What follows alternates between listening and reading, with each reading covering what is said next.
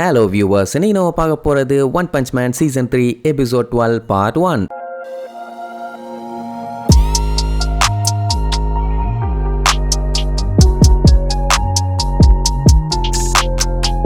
Open பண்ணா silver fang, king, Fubuki, பாமு இவங்கெல்லாம் ஒரு டனல்ல போயிட்டு இருக்காங்க. அவங்க போயிட்டு இருக்க இடம் கொஞ்சம் படுபயங்கரமா இருக்கிறதுனால மத்தவங்க எல்லாம் கேஷுவலா போயிட்டு இருப்பாங்க. ஏன்னா அவங்க தான் யார் வந்தாலும் சண்டை போடுவாங்களே. ஆனா கிங்குக்கு தான் உள்ள அள்ளு விட்டுட்டு இருக்குது. என்னடா பண்றதுன்னு பயந்துகிட்டு இருந்தா இந்த ஃபுபுக்கி வேற பீதியை கிளப்பிட்டு இருப்பாளா. உடனே பயத்துல ஹார்ட் பீட் பயங்கரமா அவனுக்கு ரைஸ் ஆக ஆரம்பிச்சிரும். உடனே ஃபுபுக்கி வழக்கம் போல பில்டப் பண்ண ஆரம்பிச்சிருவா. என்ன கிங்கு, இந்த மாதிரி இடத்துக்கு வந்தாலே உங்க நாடி நரம்பு ரத்தம் எல்லாமே பிச்சுக்கிட்டு வெறியாயிரும் போல. நீங்க பலசாலின்னு ஒத்துக்கிறேன், ஆனா அதுக்காக இந்த மாதிரி இடத்துக்கெல்லாம் தனியா வரணும்னு நினைக்காதீங்கப்பா. அவனும் நாசூக்கா சொல்லுவான். சத்தம் ரொம்ப கேட்டுச்சு போல.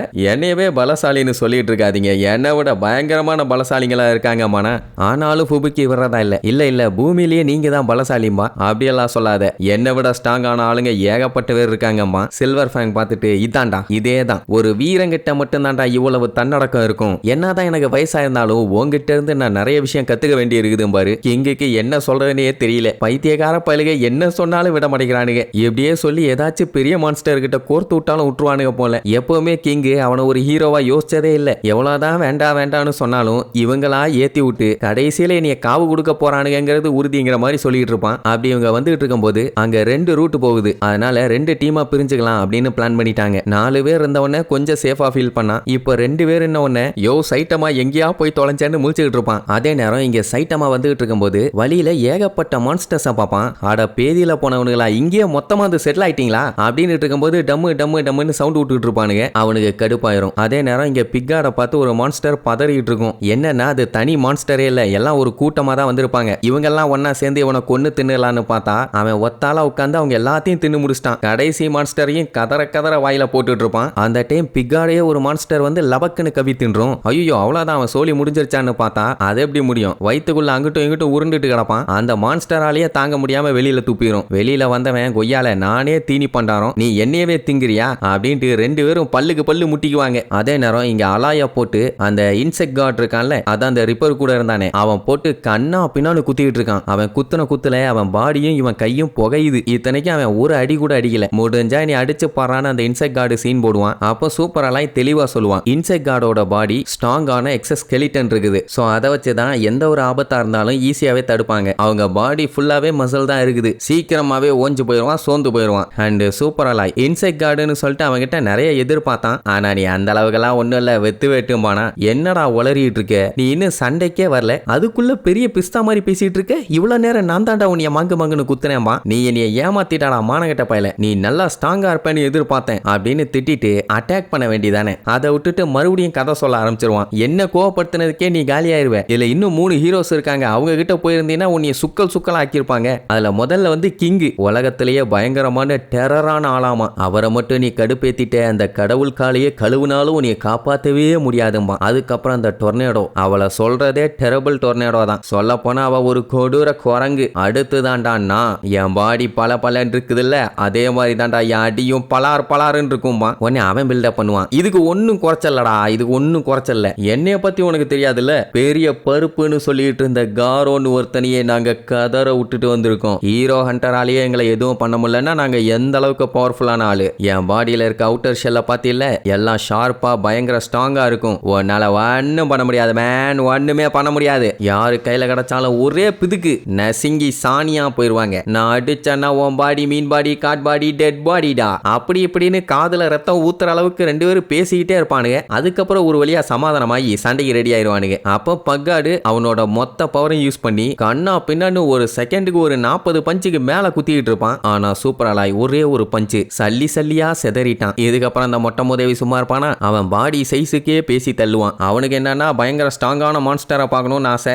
இப்படி அவன் தனியா பேசிட்டு இருக்கும் போதே அந்த இடமே பயங்கரமா அதிரும். ஏதோ பெரிய மான்ஸ்டர் கூட சண்டை போயிட்டு இருக்கு போல அப்படின்னு நினைச்சிட்டு இருப்பான். அது வேற ஒண்ணும் இல்ல, நம்ம சைட்டமா தான் கூட்டமா பார்த்தான்ல, அதான் எல்லாத்தையும் பொலந்துட்டான். அந்த டைம் தான் அந்த பெரிய சைஸ் மான்ஸ்டர் நாய் வந்து நின்றுட்டு இருக்கும். இத காரோ சமாளிக்கிறதுக்குள்ள என்ன பாடுபட்டான். ஆனா நம்மால் எப்படி ஹேண்டில் பண்ணுவான் தெரியுமா? தெரியுமா? அது என்ன பண்ணும், ஃபர்ஸ்ட் இவனை பார்த்து முறைச்சிட்டு இருந்த உடனே இவன் என்ன நினைச்சிட்டான், நாய் தானே அது கூட விளையாடலான்னு அங்க செத்து கிடக்கிற ஒரு மான்ஸ்டரோட எலும்பு பிச்சை காமிச்சு, இது நான் உனக்கு தருவனா, நீ என்ன பண்ணுவியாமா, என்ன அந்த சத்தம் போட்டுட்டு இருக்க மான்ஸ்டர் கிட்ட கூட்டு போவியான், நான் அவன் கொமட்லயே ஒரு குத்து குத்துவானாமா, எபிசோடு முடிஞ்சிருமாமா. என்ன ஓகேவாம்பா. அது என்ன பண்ணும், அதோட ஹீட் பிளாஸ்ட் யூஸ் பண்ணி அட்டாக் பண்ணும். கொய்யால கொஞ்சம் விட்டுருந்தா என் சட்டை பொசுங்கி இருக்கும் நாயே, ஏன் அப்படி பண்றேன்னு சொல்லிட்டு இருக்கும் போதே அகைன் அதை அட்டாக் பண்ணும். நம்மால என்ன நினைச்சுக்கிட்டானா, இந்த மான்ஸ்டர் தான் கண்ணா பின்னான்னு கத்திக்கிட்டு இருக்குதுன்னு சொல்லி ஒரு ஜம்ப போட்டு உட்கார நாயன்னு சொல்லி தலையில ஒரே குத்து. அந்த இடத்துல அப்படி ஒரு பிளாஸ்ட். இந்த சத்தத்தை கேட்டவுடனே இவ்வளவு நேரம் சண்டை போட்டுட்டு இருக்காங்களே ஹீரோஸ், அவங்களே ஒரு செகண்ட் சண்டையை ஸ்டாப் பண்ணிட்டு என்னடா சத்தம் இது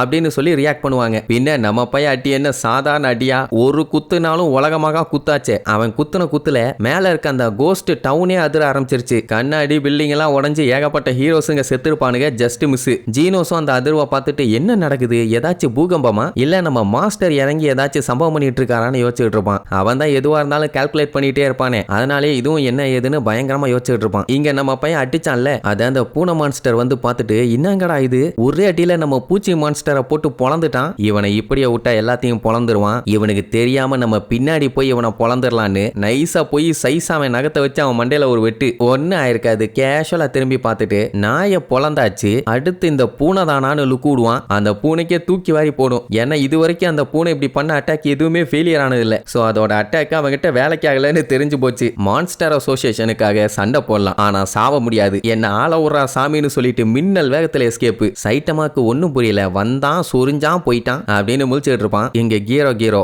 என்ன சவுண்ட் இது, யார் இந்த அளவுக்கு பயங்கரமா அட்டாக் பண்ணது, கண்டிப்பா பூச்சியா தான் இருக்கும், அதாவது அந்த நாய், இல்ல வேற ஏதாச்சும் பிரச்சனையான்னு யோசிச்சுட்டு இருக்கும் போதுதான் அங்க டொர்னேடோவோட என்ட்ரி. என்னடா ஒத்தக்கண்ணா ரொம்ப கவலையில இருக்க மாதிரி இருக்குது, ஓ மான்ஸ்டர்ஸ் எல்லாத்தையும் ஹீரோஸ் பொளந்துட்டாங்களான்னு கேப்பா. பாரா டொர்னேடோவே வந்துட்டாளா, சூப்பரு, உங்ககிட்ட தான் இப்ப நான் நேருக்கு நேரா சண்டைய போட போறேன். ஒன்னு ஆஹா ஓஹோன்னு அவ்வளவு பில்டப் பண்றாங்க, ஆனா ஆளை பார்த்தா கொசுறு மாதிரி இருக்க.